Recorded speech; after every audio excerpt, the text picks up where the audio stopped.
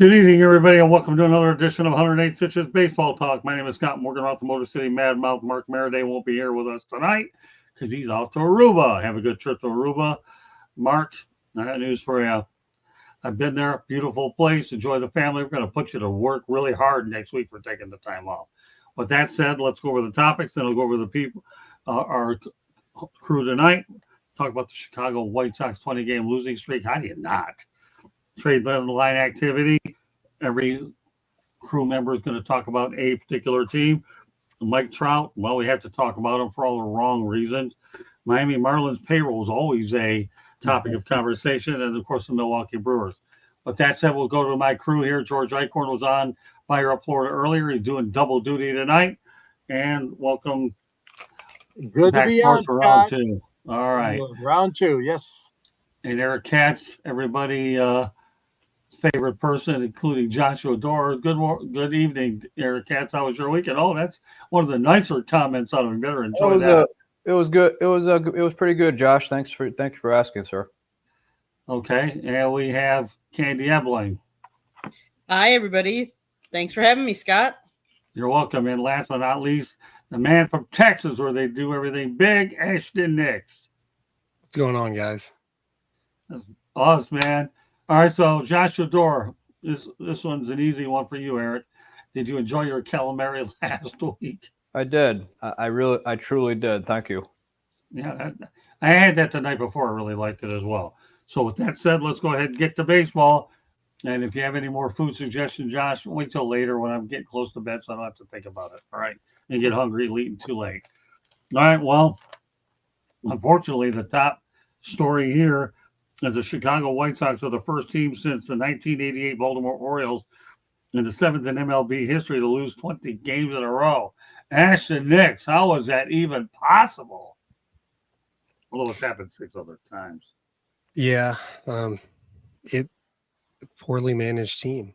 I mean, that's what it is. I mean, you think it happens to teams like the A's, but I guess playing Moneyball excludes them from that. But it's just one of the unfortunate teams that we're going to see. It was the Orioles, more recently, not too long ago, but they lose a couple more, and it already is an all-time bad team and a terrible losing streak. But I mean, a couple of more, they go in baseball lore as pretty much the worst team in baseball, and I know they're on track to lose the most games. I think it's the most games in the modern era. I can't remember the team. There's a team in the 1800s that will have lost a lot more games than them, but right now on pace to lose like 124 games. So that'd be the worst team in the modern era. Well, speaking of what you just said, anyways, they play the Oakland A's tonight. So, the Oakland A's and the White Sox, I think the Oakland A's would like to go out there and add to this streak. So with that, what do you think, George? Well, yeah, I mean, I lived through that terrible stretch when Detroit had Alantrammel as their manager. Felt so bad for him, of course, a Hall of Fame shortstop, and he didn't have a clue on how to run the Tigers. And I feel for the White Sox fans. I mean, there's some good fans there. It's been pretty bleak, though, obviously, this year and in previous years. And the team that Ashton that you're referring to, goes back to the 1889 Louisville Colonels, and they lost 26 in a row. And the Philadelphia Phillies in the modern era, the 1961 Phillies, lost 23 in a row. So, boy, you're talking about some bad history, man. And Chicago is just really getting bit hard this year. I mean, the Cubs, people were expecting more out of them, but the White Sox are, man, that's crazy badness. That is really crazy. And that's something you don't just shake off. When you've got a streak going like this, trust me, it is bad news. And billveeck is turning over in his grave. Let me tell you right now, he had some bad teams too, but this team is really bad. Eric? Oh boy, I remember growing up in the Chicago area. I remember going to going to White Sox games, growing up with my dad, and also going with my brothers. We'd put together some money to take the train in because we literally had no money at the time, and the Cubs were more expensive. But man, this is probably the worst team in Major League Baseball history. If you can put them next to the Mets, they were an expansion franchise. So you had some guys who were either over the hill, younger players, guys who probably wouldn't even be playing baseball had it not been for that team. But this team is over 124 years old, and you got this mess. We all knew they were going to be bad. Like, just looking at them on paper, but we didn't expect them to be this bad. The only bright light about this team has been Garrett Crochet. Even that's dimmed a little bit for his outrageous contract extension demand during the trade deadline. But man, this team is bad. I mean, they're going up against Oakland, which gives them an opportunity. But man, Southsiders anticipated this being a long year. I don't think anybody anticipated it being this long of a year. Andy?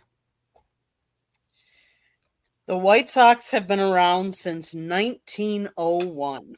Mm-hmm. Their franchise record for losses is 106, which they could eclipse before Labor Day. Did you hear that? They could eclipse that before Labor Day. Wow. It's been a long way down from the rebuild that was supposed to bring multiple championships. 2 years after the Sox won 93 games in the AL Central, they hit what we thought was rock bottom. That was last year when they lost 101 games. And now look at them. And it's worse. It's not. They said they're 60 games under 500. 60 games under 500. It's just crazy. To think that, and they don't have that bad of a payroll, but to think that they're that bad, it's sad.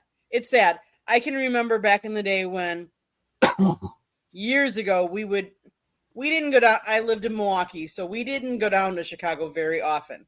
But there was a year that the Brewers started out and they were hot. Mm-hmm. And they won 13 games straight, and then they kept going. And unfortunately, the White Sox were the team that beat them finally to start the season when they had their streak, because we were there. But I'm shocked. I really am surprised that they're this bad.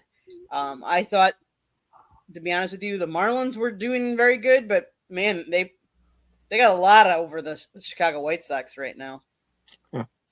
Well, let's not lose sight of the fact that a little while ago, the White Sox and the Marlins played a few games down here. So, and now all of a sudden the White Sox are in the headlines for all the wrong reason.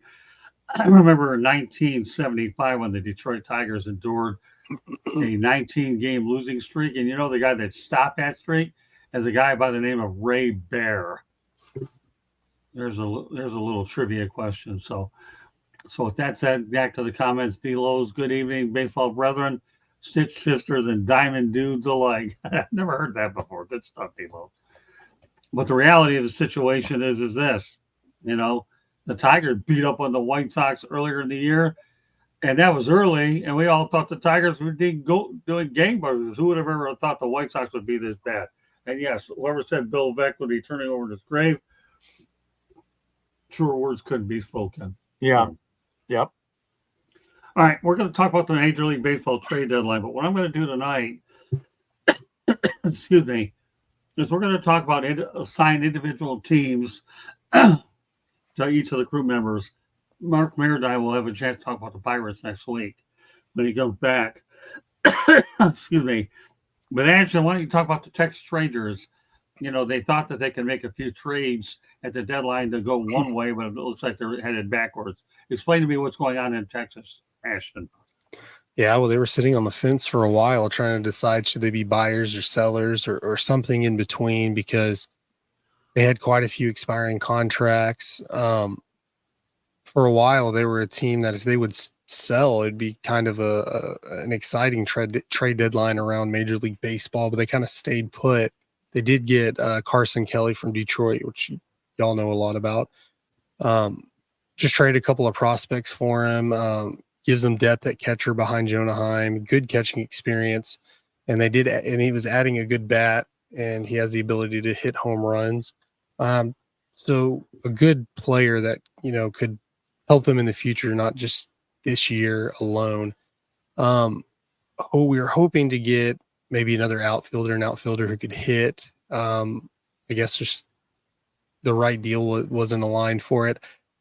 I think it was a pretty good trade deadline for them, considering, they'd gone on a losing streak right before.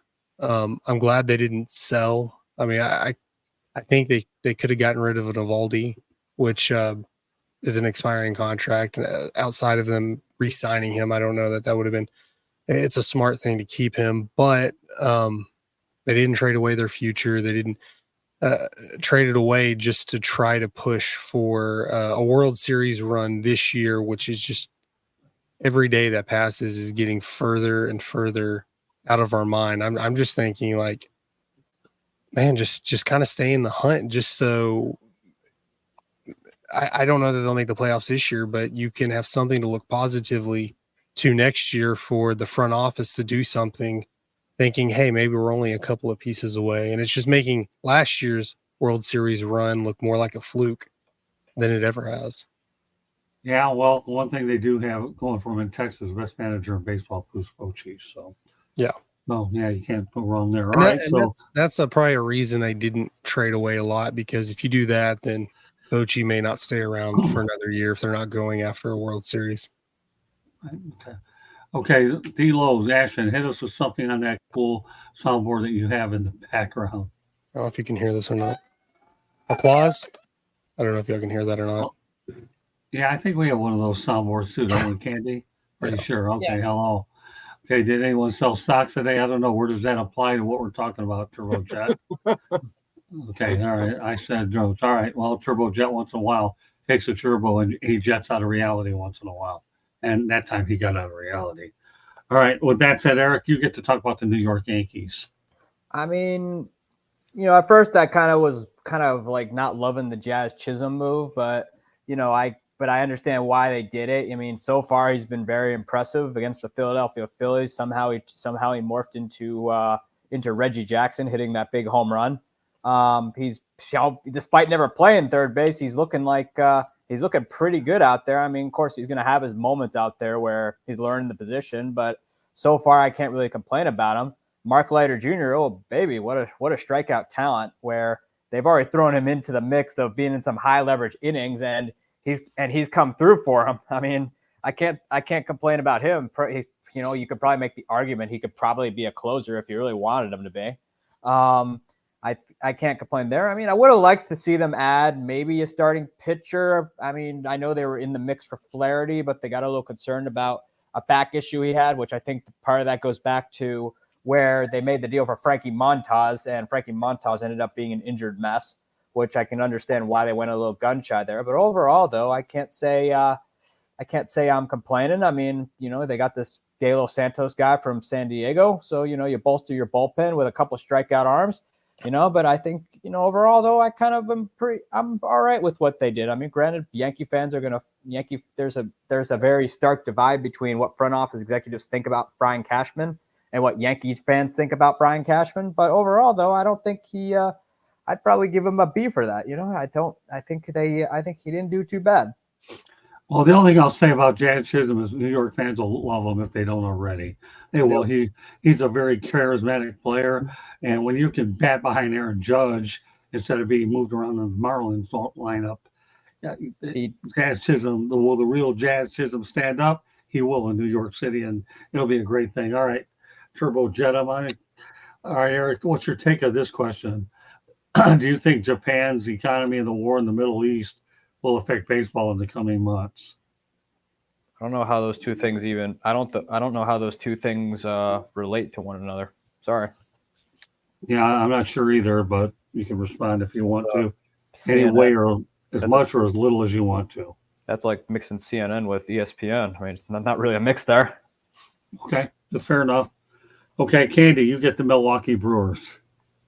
I'm going to be honest. I was kind of head scratching some of the moves that they made because knowing that Christian Yelich, he's had back issues for years. And knowing that he might need surgery, and I know they're going to try and rehab and stuff like that, I was kind of surprised that we didn't really go out there and try and find somebody to help our offense, because in the month of July, the Brewers bats have been, how should I put it? Not as, I mean, they're hitting 248, and they were hitting 259, 260 before. And then we have some trading. We traded for pitcher Frankie Montas for one of our outfielders. Okay, so wait a minute. Christian Yelich is going to go on the DL or is not going to be in the lineup as much. And when everybody says, oh, well, he doesn't have to play the outfield, but we need his bat. And if it's his back, he can't twerk his back when he's batting. So we really needed a good bat. And yet we went out and got pitchers, and we kind of switched pitchers. And I was kind of baffled. I'll be honest with you. I would have expected more, since we're still up 5 games in the division, but I was surprised we didn't do more and get different players. But so we'll see if Montas he's expected to make his first start. And I don't know. We'll just see how he does for the Brewers. And I can only hope that they can get back to their winning ways, because they've lost a lot of series in July. Like most of them, they lost the series to the Marlins. They lost to the Nationals. They haven't been winning series. And if you don't win series, you're not going to progress. Okay. All right. Joshua Dort has another question for you, Eric. More up your alley. If there is one change MLB can make to make the game actually exciting to watch, what can they do? In my opinion, baseball is so hard to watch. Okay, I think that's a fair opinion. Question. I mean, baseball is very much, I want to describe, kind of like a cup of tea. You either like it or you don't, and some people, some people will watch it. I think personally, the game's in a great place right now, because, as much as the pitch clock, I wasn't really loving at first, but now it's, we still get the constant action. It makes going to the ballpark during the week a lot easier. And instead of just, counting on the fact that the game's going to last like 4 or 5 hours. I mean, sure, you're going to get a 3-hour game here and there, that'll happen. But for the most part, though, you're out of the ballpark within a couple hours during the week, and then you get home at a relatively decent hour. Okay, well, Turbo Jetum. Okay, we'll go to his comment. I would say maybe get some cheerleader or something. Well, now you got a dog with his tongue out, because I don't think that's very realistic. You have to be to the 9-9, Joshua 9 beers and 9 what is it, Grizzlies? Is that what it is? And 9 innings. I've never heard that, but all right. It's in good taste. Baseball is on the decline. As far as professional sports goes, that is final. All right, well, Joshua Doerr's words are always that is final. All right. But that's good, though, when it comes to my book reviews. I'll leave it. I'll give them the benefit of the doubt there. All right, on to George Eichhorn with the Detroit Tigers. Oh, boy. Well, obviously a selling mode by Scott Harris and GM. And the front office GM and the scouts all were ready to deal, and they did deal right at the last minute, really, before the deadline. Jack Flaherty went to the Dodgers, and they got a 21-year-old prospect, Lorenzo. He's having a decent year this year, but he's only in single-A ball in Midland. And then they got a catcher who I never heard of before, but Trey Sweeney is the infielder. I'm sorry. And Lorenzo is the catcher. So that's what they got in exchange for Jack Flaherty. Hated to see Jack leave, obviously, because sub 3.00 ERA, pitching very well this year. But again, Detroit's in a situation where they continue to rebuild. They're not going to be able to hang on to these guys that they trade for in all likelihood. They get them for 1 year rentals, whatever you want to call them. There were other trades too, as well. Obviously, you mentioned one earlier, Ashton, with the catcher going down to Texas. He's a good guy. He had a good year so far in Detroit, so you're going to like him. he's going to be Kelly is a good guy. Silva, 21, is who they got in exchange for Mark Canha, and Canha went to the Giants. He's not had a good year in Detroit, basically, just been pretty much average hitting wise. But Silva is got some potential. Again, Double-A Richmond, 21 years old only. The Tigers hope that he can bring them something in the next few years. So Silva for Canha. Chafin, again, Andrew Chafin was here for the second time in Detroit, and now he's back at with the Rangers in this trade.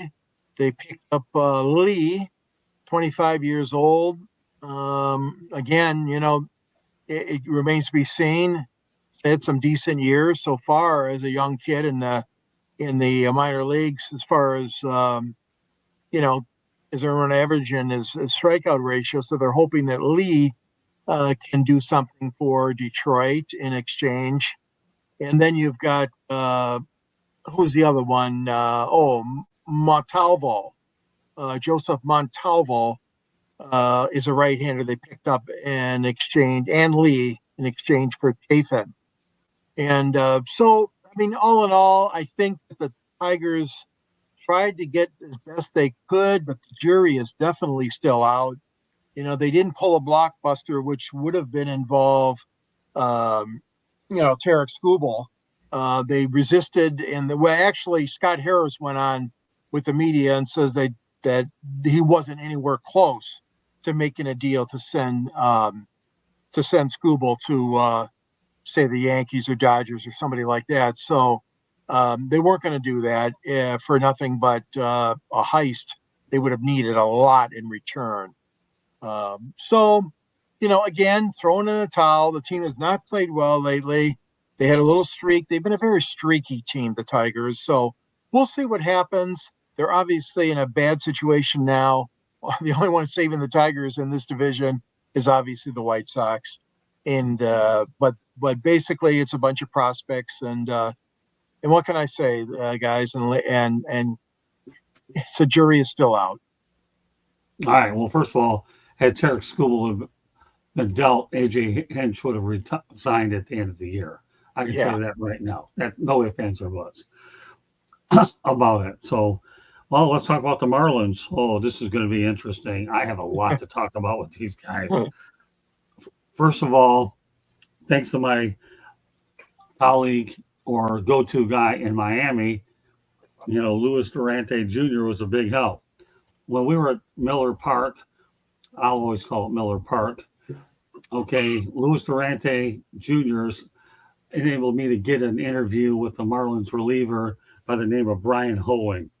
What do you think happens after that? 48 hours later, he's traded to the San Diego Padres.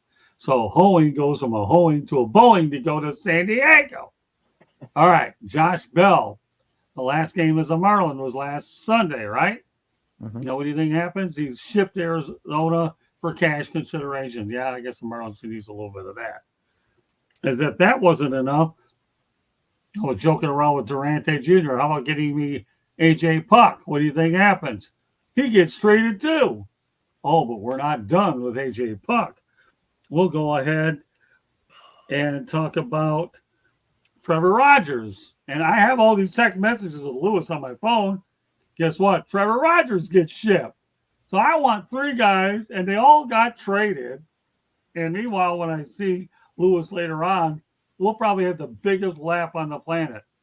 But mind you, when we're at the Sunday game, ryanbraun is going into the, what is it, the Wall of Fame there, Candy? Is that what they call it? Yes. And then, and what do you think happens that day? A guy by the name of Xavieredwards hits for the cycle. So think about it. We saw an awful lot of ball. We had Braun, cycle, and my list of guys get dwindled because of the trade line. And for those of you that want to see the bryanhoeing interview, go to the South Florida Tribune YouTube channel, and you'll enjoy it. Now, I'm going to try to revisit that this weekend if I can. When the Padres are in town, we'll see what happens. And speaking of which, that Tanner Scott got traded there. No, the reality is Miami Marlins are selling and obviously loading up on prospects. We'll see what happens down the road. I think they could have won with the 2025 team because they had a lot of players under club control, but that's not how these Marlins are doing business. They've had like 4 fire sales, and this was the latest one out of 4, especially coming off a playoff or a postseason appearance. So, with that said, let's talk about the injury issues of Mike Trout, who's out for the rest of the season, 2024. It's the second time he's had a torn meniscus problem. He's had his injury history in games that are played. He played 29 this year, 2023 broken hamate, 82 he played in 2022 with back inflammation, and he played 119 in 2021 with a calf strain, and he played 36. So the reality is Mike Trout takes a beating out there, and you always wonder about those long-term contracts that they bite you. And unfortunately, Ashton, for Trout, things haven't gotten a lot easier. I give Ron Washington a lot of credit for what he's had to work with, despite all the injuries. But, you're in that division.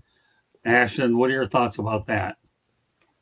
It's just a shame because Mike Trout had been touted as, this generation's, compared him to Babe Ruth, that was going to be something we had to look forward to. And he put numbers up until he started all the injuries, and every injury you just listed off was a major injury, but they're all different. It's not like he's dealing with this nagging thing. This is just his issue. After a while, you just have to say he's just going to be injured all the time. And, whether it's the grind of the season or maybe he just has one of those older type bodies that cannot stick it out for a full season anymore. It's just going to be an issue now. And I don't know if we'll ever see the same Mike Trout. I don't necessarily think he's going to retire or anything because he's always injured now, but even if he can stay healthy for a good chunk of the season, I don't think we're going to see him put up the same kind of numbers. But I think for all intents and purposes is his career's pretty much over of what we've thought it was going to be. He's not going to be a superstar anymore. He just can't stay healthy. And even when he is, he's not doing a whole lot anymore. Well, think about it. If he had played in the National League prior, there's no DH, but now the DH is universal is really what it is. So Yeah. that was the only place you could put him. And right now you can't even get him on the field. George? Yeah, I know that, we had talked on an earlier show, but yeah, it's really sad. Yeah, for all the same reasons that Ashton mentioned. Here's a guy that's a superstar. So much was expected of him. You remember when they were upset because he wasn't connecting as well. The powers that be in the Major League Baseball office didn't feel perhaps he was connecting enough with the fans. And, they wanted to really push him into that superstardom status, which I could understand. But now, oh gosh, the injury bug has reared its ugly head, as the saying goes. And this guy is never going to be the same. You look back at that year when he had 45 home runs. Another year he had 41. He had 40, I believe, another year. Just incredible statistics he was putting up. But the problem, again, was the fact that they depended on him so much. They didn't have the supporting cast that they needed. And the LA Angels have been one of the biggest disappointments, I think, in baseball in the last 15, 20 years. This is a situation that they just really botched it up. They did not get him the support he needed. Not to say he would still be healthy today. I'm just saying that, had he had enough support around him in that batting order, there could have been a little less pressure on. But, I know that Mike Trout goes, as we know, 100%, 110%, as the saying goes, in everything he does. Tiger's got a fella in the outfield named Riley Green that gets that has that mentality, but unfortunately gets hurt. It seems like every season. I'm comparing apples to oranges because obviously Mike Trout's been around a long time, more than Riley Green. But this being said, yeah, it's a shame. It's a shame for baseball, and it's sad for Angels fans because I agree. He's not going to be the player anymore that they had hoped for. Okay. Candy. I mean, I feel bad for him, but to give you guys an idea, he has not played since April 29th because of a torn left meniscus, has torn the meniscus again, and will miss the rest of 2024. He only played 29 games before the initial injury in April. His 10 home runs led MLB on the day he was placed on the injured list. A variety of injuries limited Trout to only 266 of 648 possible games from 2021 to 2024, or 41%. That includes 41 games after the All-Star break in those 4 seasons combined. Trout does not have one chronic injury, like you said, that doesn't keep popping up. He's going to turn 33 next week, and this is year 6 of the 12-year, $426.5 million extension he signed March 2019. The Angels still owe him $35.45 million per year from 2025 to 2030, or $212.7 million. To date, that contract brought the Angels an MVP winning season in 2019, a top 5 finish in the MVP voting in 2020, and a bunch of injuries from 21 to 24. They owe him a lot of money. He was a great player, and we've seen this as players get into their 30s, they have more injury problems. They have more. It takes longer, and most of us can attest to this. As you age, once you get injured, it takes you longer to recover from injuries. So giving him that kind of contract for that long, kudos to him, because let's face it, he's getting paid. But I feel bad for him because I know how bad he feels, because he would rather be on the field than being injured. And I know that for a fact.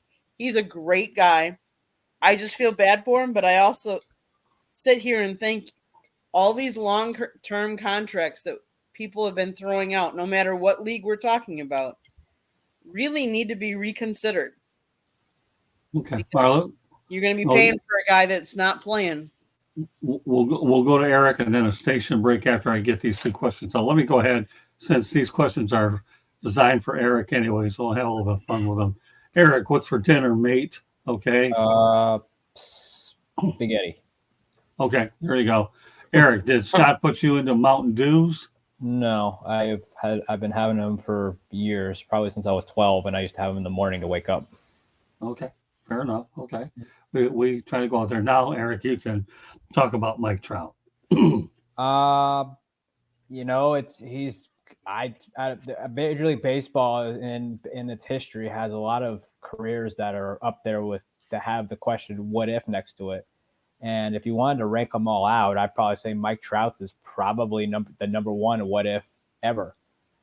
Unfortunately, though, Major League Baseball wanted him to be that face of the league, kind of after some certain guys kind of retired, like Albert Pujols, even Miguel Cabrera, kind of like those face guys kind of retire. But I don't think Mike Trout really ever wanted that. I think Mike Trout wanted to go out there and play baseball. That's all he wanted to do. And that's why he kind of hid out in LA. That's why he decided to sign the extension in LA and kind of hide out there, which if you think about it, later on when ESPN gets to it, they'll probably put a 30 for 30 out on Mike Trout and probably the Angels in general on how they could have 2 MVPs and go nowhere. I think, it's unfortunate though, because he was truly top 3 talent in the league. I think, nowadays, it's guys like Ohtani and Aaron Judge have kind of got that spotlight now of face of the league. But Trout was that guy for a window of time. I mean, I think he's going to be the type of player where if you wanted to see him play, when kids or grandkids ask you later in life, it's going to be one of those you just had to be there. I mean, but he unfortunately is going to be the biggest what if in baseball history.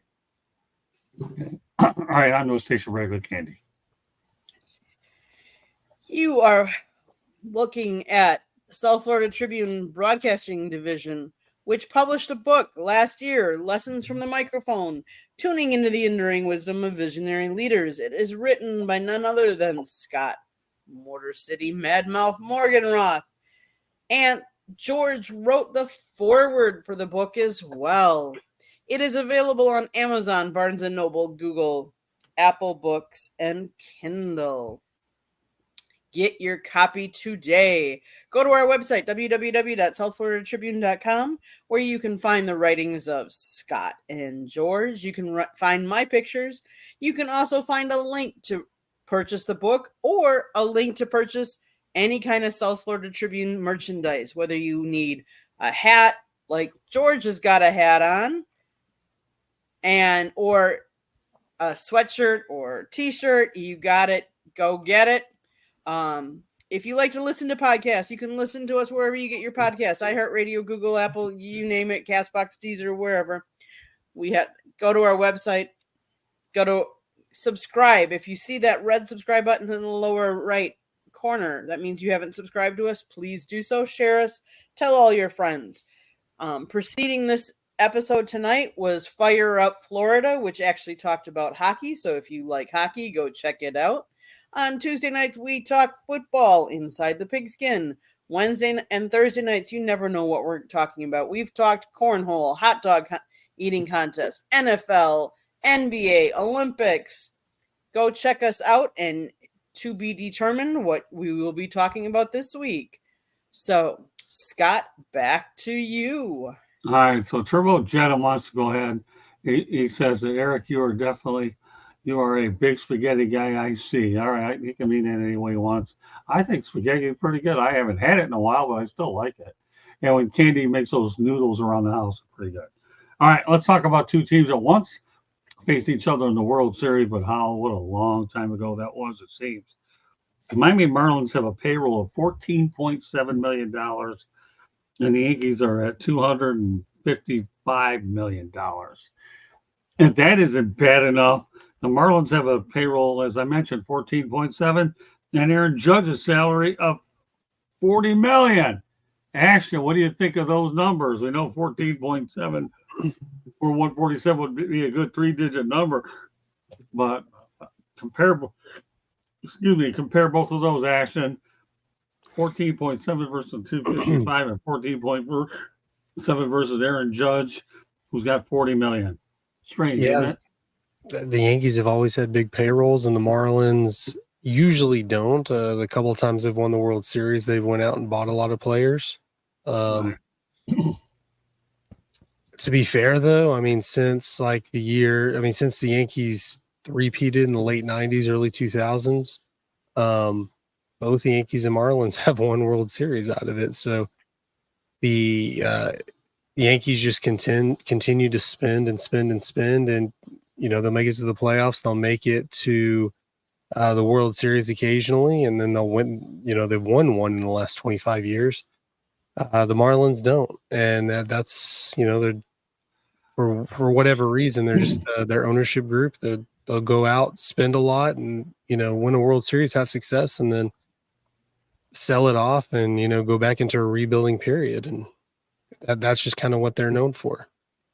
Amazingly enough, when you compare and contrast these two franchises, we talked about Jazz Chisholm earlier, but the Marlins pawned off Giancarlo Stanton to the Yankees as well.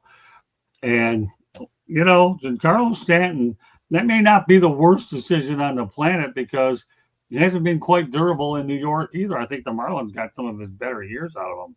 So if you're looking for a salary dump in New York with the Yankees, the Marlins have been known to send a few players to the Bronx. All right, with that said, Mr. Bronx himself, Eric, what are your thoughts about it?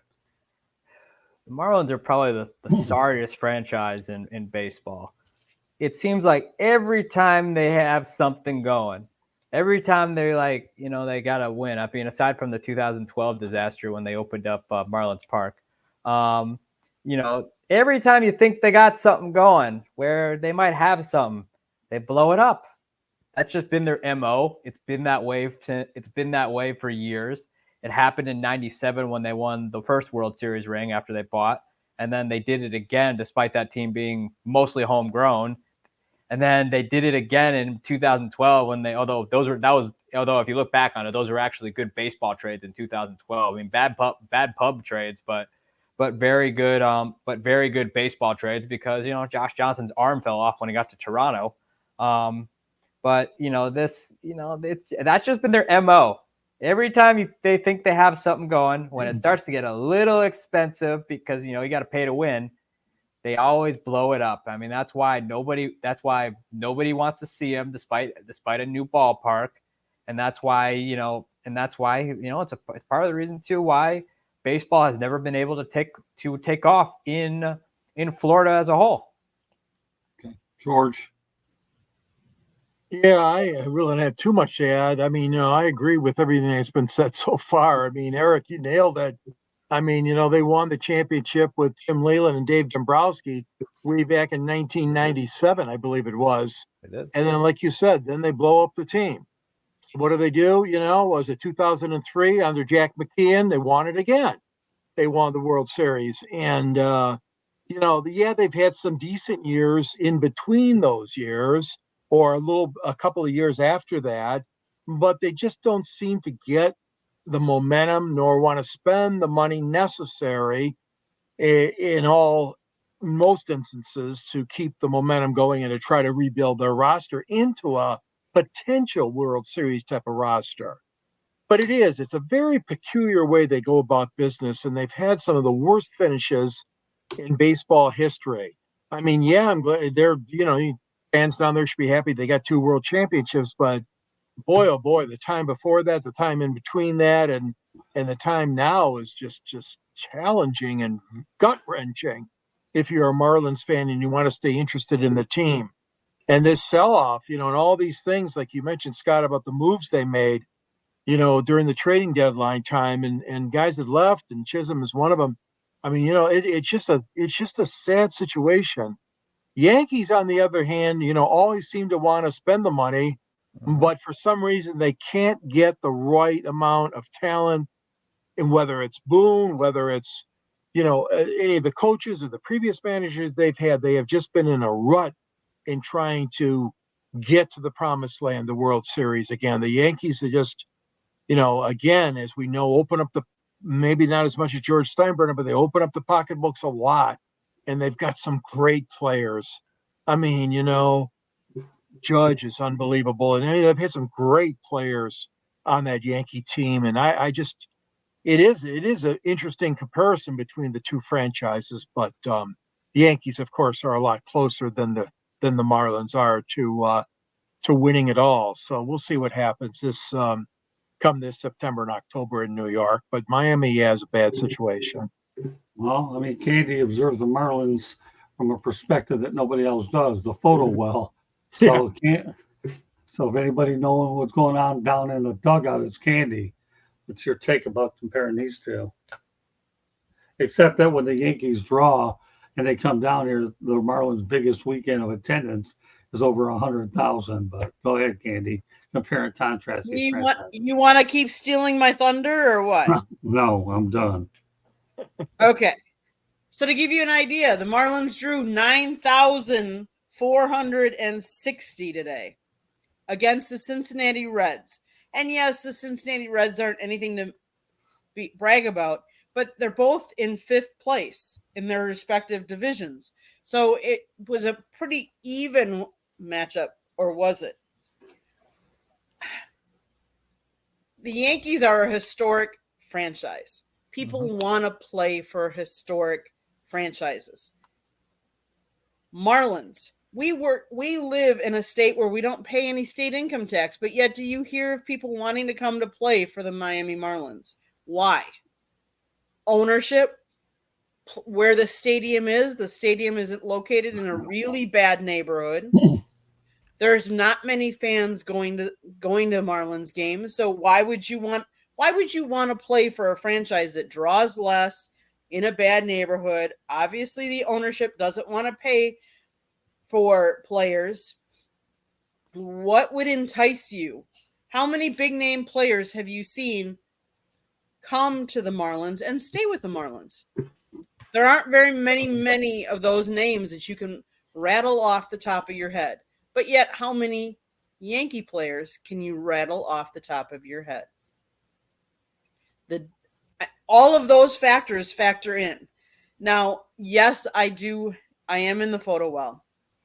And what I will tell you is it is interesting to see the different dynamics of some of the teams and how the players interact with each other. And are they rooting for each other? Are they not? Or are they just having side conversations in the dugouts? Sometimes it happens, sometimes it doesn't. But I think a team that really gels together and roots for each other and encourages each other has more success. And I haven't seen that a lot with the Marlins. Is it because of, and the other thing is one of the things that factors in, and we've seen this lately, is, let's face it, because we're not making the Marlins aren't doing the payrolls, the players that they get that are veterans are not that good because they're not paying for the good players. So you have the inconsistency of those players trying to mold and help these rookies. And that makes a big difference too, because what are the rookies seeing? And what kind of effort are you putting forth? What are you showing to these young rookies? Because there's a lot of young people on that Marlins bench and in the dugout. I think all of those things contribute.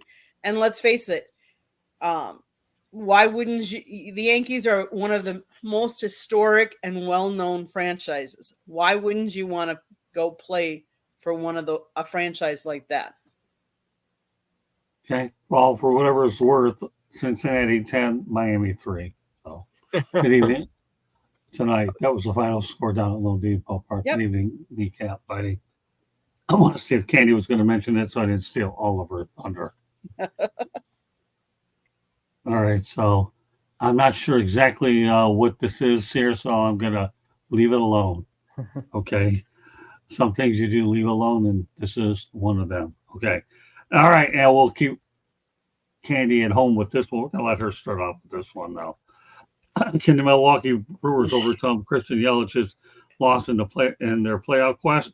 He might need season-ending back surgery per Ken Rosenthal. All right, Candy, why don't you start off with this?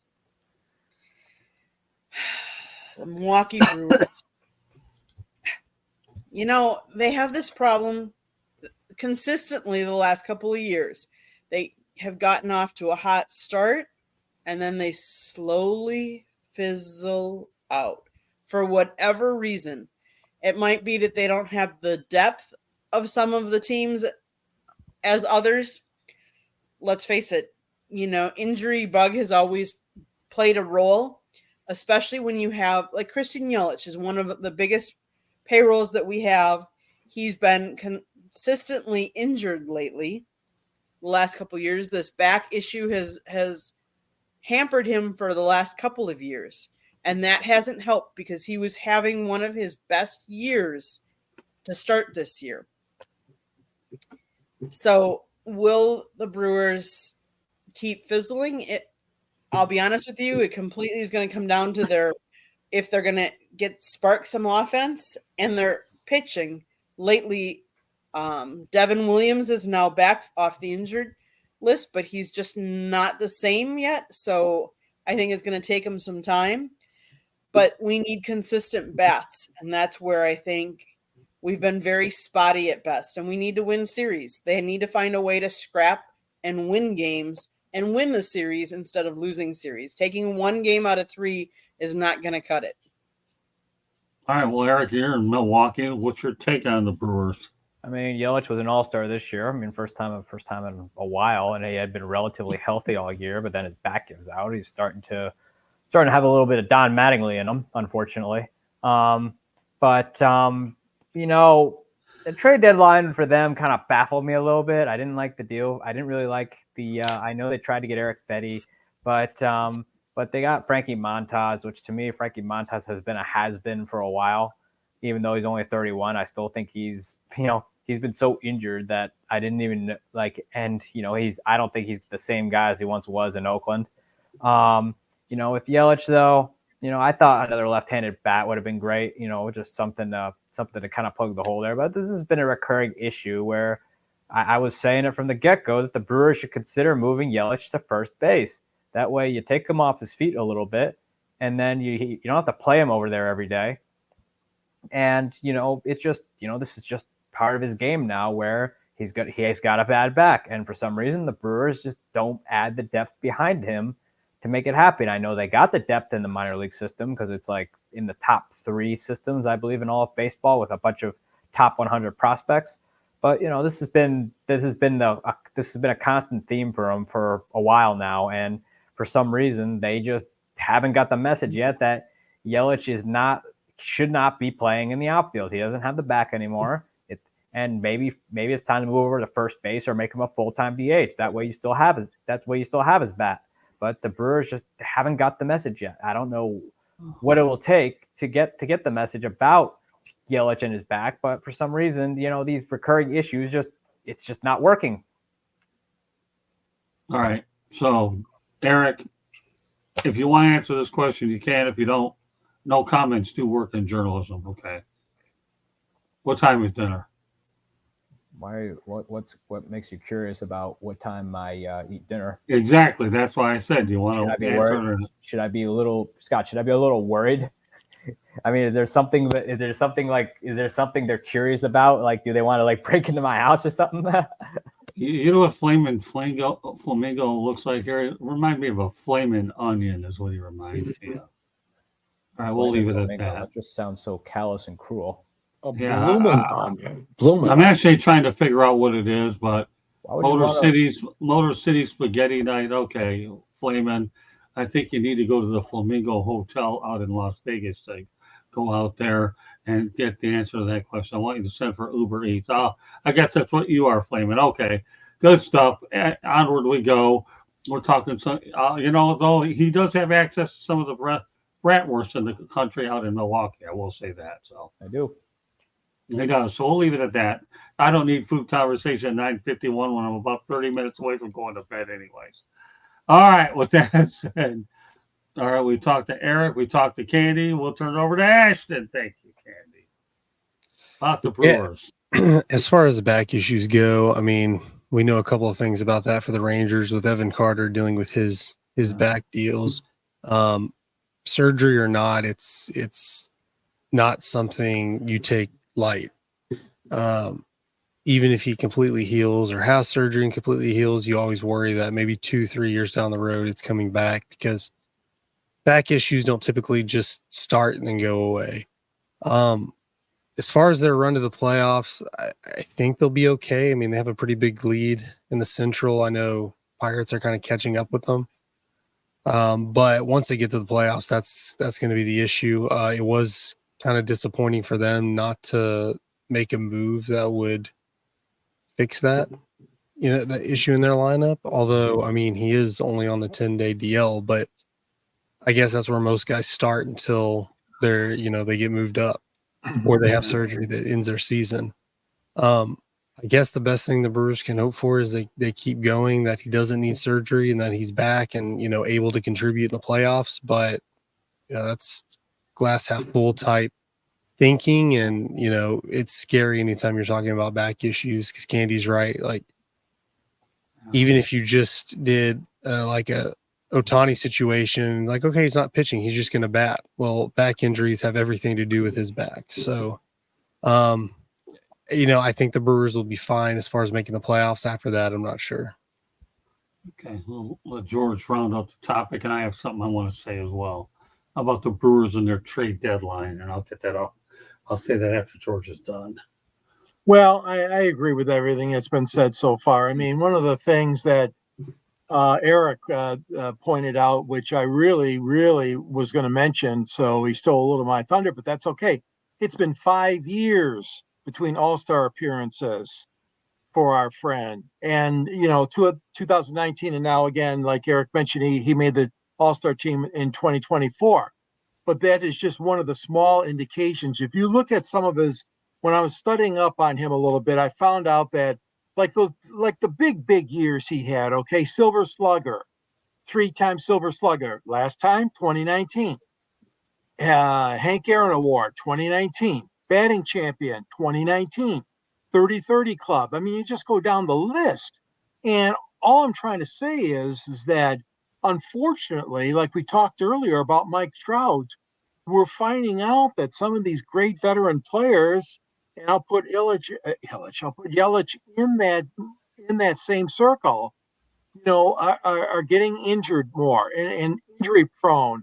And I know he's only 32 years old, but Milwaukee needs some time to be healthy and time to try to make a push in the postseason. And I know they've been really, really chomping at the bit to get back to the World Series, but I am concerned about him as an observer from the outside, if you will. A lot of his best years were in the past tense. His career highlights and awards that he won, those kinds of things, are years and years past. Don't ever want to say no, that he can't come back, but I guess I'm more skeptical than I'm optimistic, in the sense that these injuries again and different things that have come up as far as his hitting ability is just not the same as it was back in the day when he was just tearing things up, first with Miami and the Marlins and then with the Brewers when they obtained him in 2018. Can he still do something good for them? Of course. But the thing is to maintain health, be healthy, and obviously be able to contribute as they try to push the Brewers, that is, try to push towards the playoffs. Okay, I've got something I want to say right now. Candy and I attempted to get a pass for last Tuesday night with the Brewers and the Atlanta Braves. So I sent one of their communications guy a request, and I thought for sure on Sunday we were going to get it. And I wanted to talk to Pat Murphy, which the manager who has ties with Florida Atlantic University in their Hall of Fame. And what I found interesting about this communications department, unlike past communication departments that I've dealt with, this group here, and I won't mention a specific name, but this guy is the biggest clown I've ever seen. One of his excuses for not allowing us to come on Tuesday night is that there would be a lot of trade deadline talk. Well, guess what? The only trade that was made during that period was Frankie Montes. The Brewers did not make one single move the day up. And, why am I bringing this up? One of the things, and I'm going to talk about in Lessons from the Microphone, Part 2, will be the access or lack thereof, and when I deal with some individual clubs. For many years, the Brewers got favorable publicity. This time around, they won't. Okay. So, this isn't anything that I really am looking to vent on a live stream. Okay. But the reality is, when you deal with certain PR people, okay, that, to me are there to help you, and they lay an egg like this one did, go big shit. I'm surprised. I really wonder how much Pat Murphy had to say about the trade deadline, okay, since only one trade was made. That was it. Here's a team that, and I will say one other thing. I've met Christian Yelich before, okay? And Christian Yelich is one of the most down-to-earth superstars that I have ever seen in my life. And I am pulling for this guy 100% to do well. You talk about a guy here who actually doesn't mind playing in a small market. Certainly wish him speedy recovery. But let's not get too caught up in Milwaukee about the trade deadline that was or wasn't to be. All right, Katie, did you want to interject something? Yes, I did. Because none of us have mentioned the fact that remind everybody, last year we had a manager in the name of Craig Counsell, and everybody thought the world of him. And we now have a new manager, Pat Murphy. How many first-time managers take teams to playoffs and World Series and all that. I don't think a lot of us gave Pat Murphy a lot of credit and thought that the Brewers would do very well this year, but look at what they're doing. So I was pleasantly surprised. Yes, in July they haven't been as on point, but I've been pleasantly surprised where the Brewers are now, given the fact that a lot of people wrote them off once Craig Counsell went down to Chicago. Yeah, and I'll say one thing about Pat Murphy. At some point or another, I'm going to have a chance to talk to this guy because he did some unbelievable things at Florida Atlantic University. So while it didn't occur on the last trip, I have every intention of getting hold of Pat Murphy when the time comes. I don't know, but I'll keep you posted. But FAU is one of the best college programs, baseball programs in the country. I just wish they had a much better stadium. But Pat Murphy is in the FAU Athletic Hall of Fame. So, but I've dealt with a lot of PR places before, and up until this point, it's been good. But the Brewers, unfortunately, I was very disappointed in the way the outcome was before. All right, Eric, what do you have to say? Well, it was what I told you the other day at dinner. Call it the COVID-19 power trip by these PR people. Right. That's true. That's true. And a lot of this is being felt around. So at a time where I'm thankful I'm on the back end of my career, because there is a lot of that power trip around a lot of people as well. So any closing thoughts with you, Eric? I think in terms of the Brewers, a bit of a disappointment in my opinion, but we'll see what happens there. The Yankees, I mean, could have gone either way. Could have added more. Could have stayed pat. You could have gone either way. But other than that, though, I was okay with what they did. I mean, granted, guys, Yankee fans are going to find reason to poke holes at Brian Cashman. That's just what they resort to, and that's just what they do. But other than that, I don't think it was too bad. They got the bat they needed, and he's proven to be an all right third baseman, despite never having played the position before. George? Well, I was very honored to be part of the Jim Leyland retirement jersey ceremony Sunday, and I wanted to thank the Detroit Tigers for the job they did. It was first class all the way for Jim, his family, and all his friends, and obviously many of his players that played with him or against him that showed up.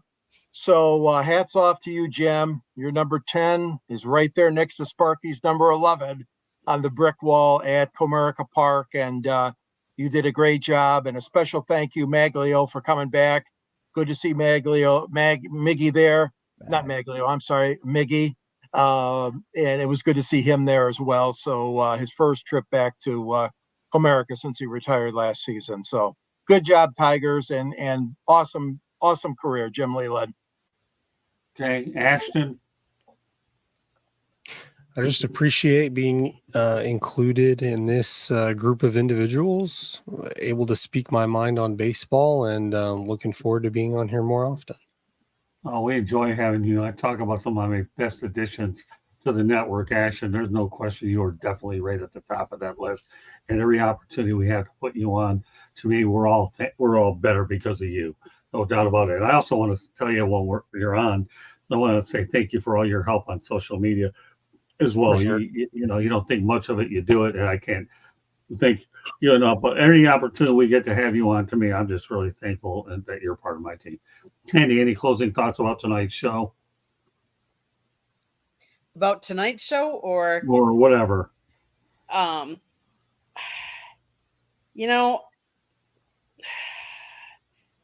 I'm going to say is if you haven't watched some of the Olympics, go watch some of the Olympics, because there's been some really great stories that have come out of that. And I know that's not necessarily baseball related, but that's what's happening right now. And it only happens once every 4 years.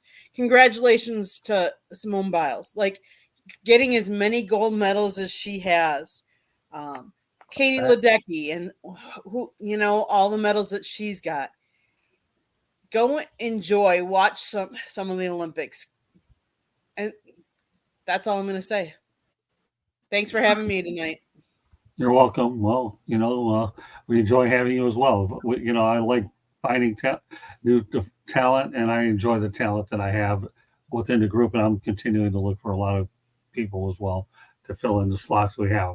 Have a very busy fall ahead of us. Summer has been very busy, and can't wait to see what happens as I start working on my book later. The only closing out thought I have tonight is if you're on Facebook, feel free to like the Motor City Madmouth page. I just started that page recently. So please like the Motor City Madmouth page if you see it out there. Part of the thing I'm trying to do is just grow my brand a little bit more. And again, I'm going to continue to bring more and more people on this show and others as well. And what can I say? Thanks isn't big enough. All right. With that said, Eric, why don't you let everybody know how they can get a hold of you? You can follow me on my Twitter at Sports Team News, or you can read my blog at bellyupsports.com, where I cover all things baseball. Very good. Okay, Ashton. Just search my name, Ashton Nix, on any social media platform. You can also follow us at Peak One Sports, and we got all kinds of podcasts and live shows most days of the week. Very good. All right, George. You can find me at the South Florida Tribune website, where I write under the Motor City Tribune banner. My column there's a link at the end of my column to link to my book on Amazon.com if you want to read it or get a copy of it. It's Detroit Sports Broadcasters on the Air. Scott's in it, I'm in it, and a whole bunch of other famous people, sportscaster wise. So, and you can reach me at Yahoo at gicorn@yahoo.com. And on LinkedIn at SanGSports99. Find me here on the network, 108 Stitches and Sports Exchange and Fire Up. It's just been a great ride and continued great success for Scott and Candy and everybody that's part of this show. All right, good. I appreciate the kind of words, D. Lowe's. Eric is a natural at his craft. He loves doing baseball, and that's a sport he's very comfortable with. Smoking Jeremy B, appreciate the comment. Baseball isn't your strong suit, which is why you're not on here. Nothing wrong with that. You do an exceptional job with football, and you're starting to get more and more comfortable with other sports. And, again, Smoking Jeremy, he tries really hard. That's all I can say. But Eric is an excellent commentator when it comes to baseball. All right, Candy, go ahead and take us home. Or is there anybody that I've forgotten? No, but I'm going to say Tuesday nights, if you like to listen to women talking about sports, we have an all-girls podcast broadcast on YouTube. It's Chicks and Salsa, or Three Chicks in a Pod. We talk all kinds of sports. We talk a lot of things, women in sports, and just come check us out. Tuesday nights, 7:30 p.m. Eastern Time. But I'm also part of the South Florida Tribune Broadcasting Network. And Monday nights for this on Fire Up Florida, they talked hockey, then we talked baseball. Tuesday nights we talked football. Wednesday nights and Thursday nights, Sports Exchange and Fire Up. You never know what we're going to be talking about. Typically Wednesday nights, Scott also has a one-on-one show, the Motor City Madmouth Show on nofilter.net. Go check that out. He interviews one-on-one people. You never know who he's going to have on. He's had ex-NFL players. He's had on broadcasters. Go check it out. nofilter.net. You can also listen to all of our broadcasts if you like to listen to podcasts wherever you get your podcast. Apple, Google, iHeartRadio, CastBox, Deezer, all of those places. If you see a red subscribe button, please hit that red subscribe button. Share us, like us, tell all your friends about it. Plus, also go to all the people that support our network and that show up on our network. Go to their sites, go to their YouTube channels, and support them as well. Go to our website, www.southfloridatribune.com, where you can find the writings of Scott and George and pictures that I've taken. We also have an online store that has South Florida Tribune merchandise. It also has a link to Scott's book.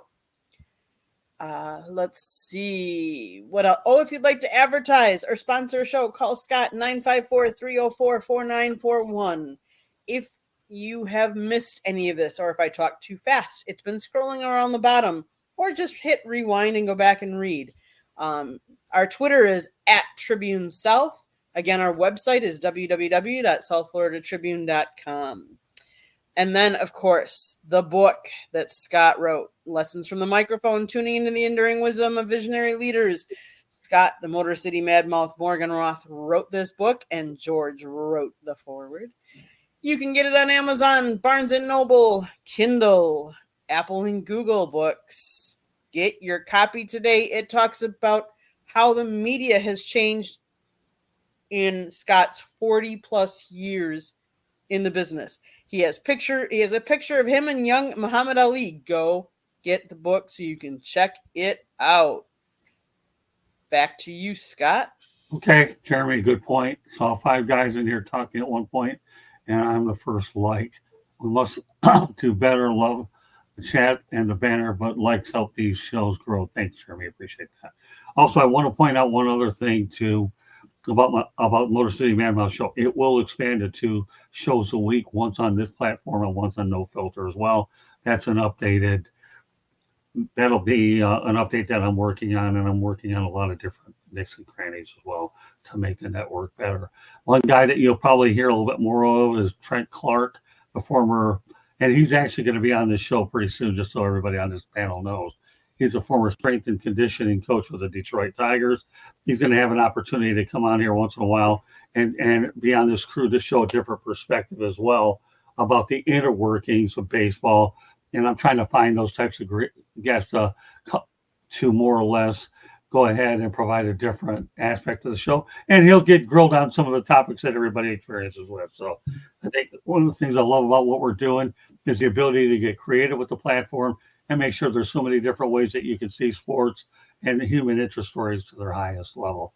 I'll leave on this note, everybody that has a book or is going to get it, Marshall McLuhan once said, and George and I both know it all too well, the medium is the message. Our goal is to make sure that our medium and our platform is a message, as long as we work hard to make it exactly that and then some. So great show tonight. Enjoyed the banner in the chat room as well.